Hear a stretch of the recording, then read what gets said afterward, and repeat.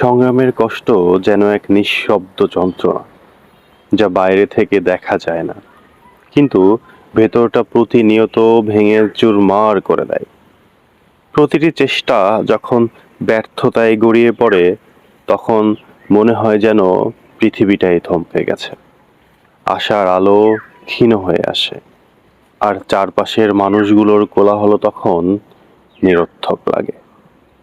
তবুও মানুষ বাঁচে এই কষ্ট নিয়েই, চোখের কোণে জমে থাকা অশ্রু মুছে আবার পথ চলা শুরু করে।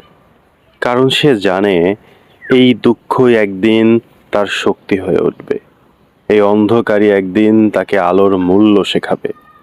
সংগ্রামের প্রতিটি ক্ষতই আসলে এক একটি গল্প।